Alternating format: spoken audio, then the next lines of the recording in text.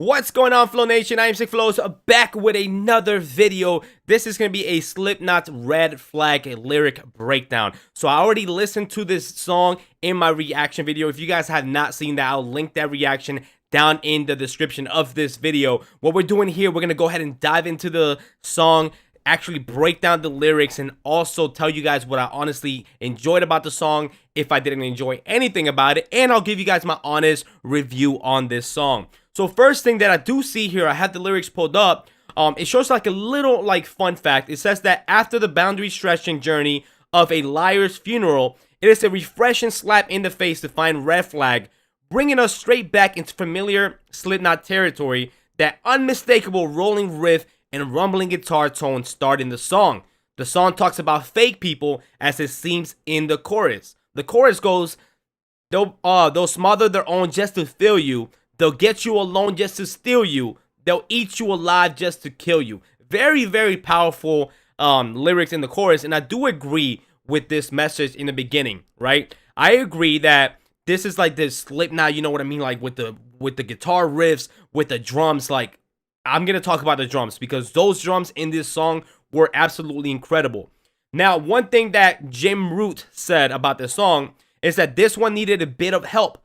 When we were in between stuff, producer Greg Fidelman took this one home and chopped it a big chunk out of it and realized that the riff was underneath it worked. He helped me approach it from a way that I would have thought of, and that brought it up to a level where it was like, okay, now this is the contender. I don't think that there are any guitar solos on this record except for maybe Spiders. It was one of the furthest things from my mind, which is weird because normally I'll be like, we've got to have a spot for Mick and I to have solos. It just didn't even occur to me this time.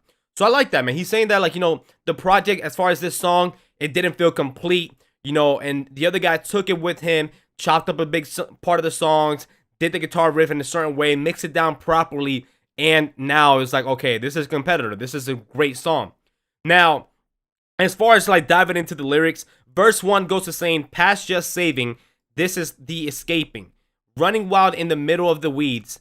Eyes can't see me, careful with your breathing. Get away or they get to feed. Strength's not enough, be defiant. You're looking for a reason to suffer, you'll find it. But if you want to live to be better, begin it. Your energy will keep you from getting exhausted and purge it. Right here in verse 1, and I can be wrong, this is just another guy, another Slipknot fan trying to break down lyrics.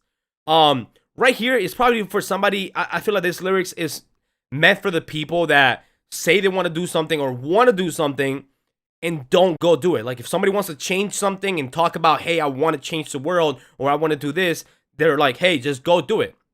Reason for that is like, you want to live to be better, begin it. Like, begin trying to be better. Don't just want to live to be better, be better. So I do like that. Now in the pre-chorus, it goes to saying, you don't own me. You can't hold me. This is the beginning, you're an ending. Right there, to be honest, man, it's just actually, it could be referred to as like the fans, but I really doubt it. It can be towards the record labels or just as into the world or society in general, saying that you don't own me and you can't hold me. You can't hold him back. You know, you can't tell him what to do. He's gonna do what he wants to do at the end of the day. And he said, this is the beginning of my life, and you're an ending, basically saying, I'm going on to the next chapter. I am no longer done, gonna be messing with you or anything like that, right? Like, he's just saying that, like, literally, like, this is the beginning, what I'm doing now, and you're an ending. And I feel like that could be related to, again, his bad breakup that he went through, basically saying that, hey, now that we're over, my life is beginning and you're an ending to that chapter of my life. That's what I feel like this lyric is for. Now, it goes to saying another, in the chorus, they'll smother their own just to fill you. They'll get you alone just to steal you. They'll eat you alive just to kill you. Nobody will ever have you. You used to be something special. Now you're nothing new. Again, I feel like this could be really aimed towards his like very toxic relationship that he was in. And if it is, I do love that because this is relatable. They'll smother just to own their own just to fill you. They'll get you alone just to steal you. But then again, that part of it can be towards society in some type of way. But I really like to think that at least part of this chorus here has to do with like the toxic relationship that he was in, because at the end of the day, in the interview that Loudwire did, he did mention that that toxic relationship inspired him to write for this album. Now we go on to verse 2. Verse 2 says, vultures salivate, poison to exterminate. It's the dawn of the Renaissance. Emancipation, cattle of the displacement. You want to reason, but there is no response. I won't allow this to happen. Another situation I feel like I'm trapped in. Nothing is my business and business is gone. I wish you all would fuck off and go back to hell where you belong. On this one, man, it's kind of, I'm going to try to pick apart some of the things here. You want to reason, but there is no response. I won't allow this to happen.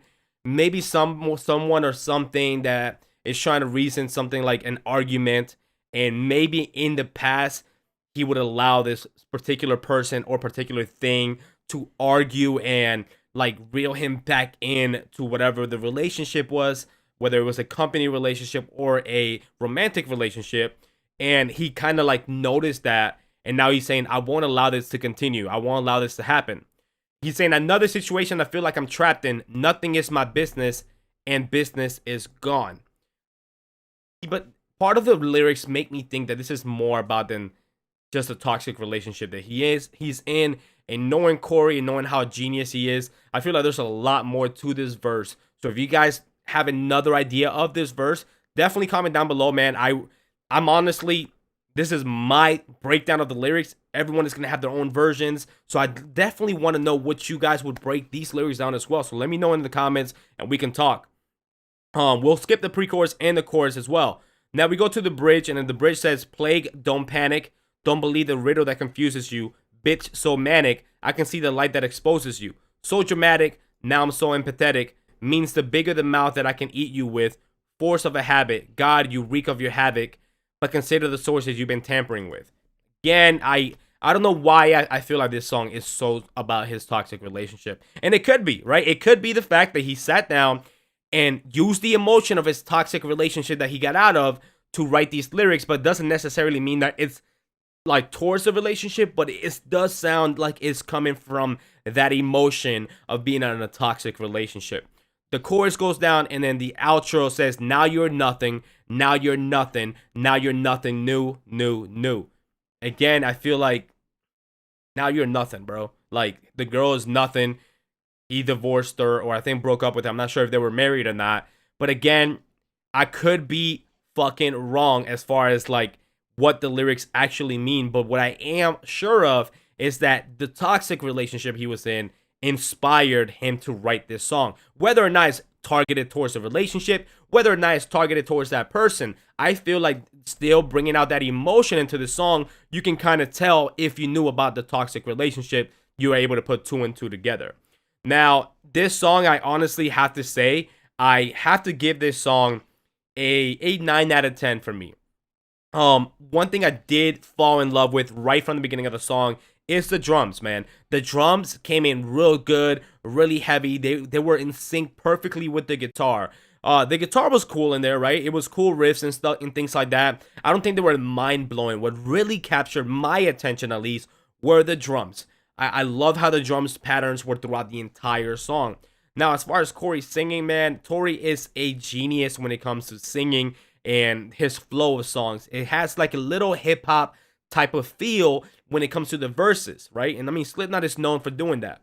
And I feel like that's why it makes Slipknot different, because the instrument players are really, really amazing at playing the instruments. And then you have somebody like Corey who can not only just sing like an angel, but can also bring in that raw metal vocal. And on top of that, he has good flow, and everything he says you can 100% understand. So for that alone, I'm going to go ahead and rate this song a 9 out of 10. I'm enjoying this album and everything, man. And I hope you guys enjoyed this lyric breakdown. Again, doesn't mean that it's necessarily what it means. This is just my breakdown of the lyrics and what it can possibly mean, or also where the emotion to write this song came from. Let me know what you guys think the lyrics in this song are about down in the comments below. Let's have a discussion. And if you guys haven't seen my reaction to this song and you want to see that and see how I acted listening to the first time, that link will be down in the description. Don't forget to slap that like button and subscribe and notification bells on. That way you guys never miss an upload. And I'll see you guys next time with another one. Bow!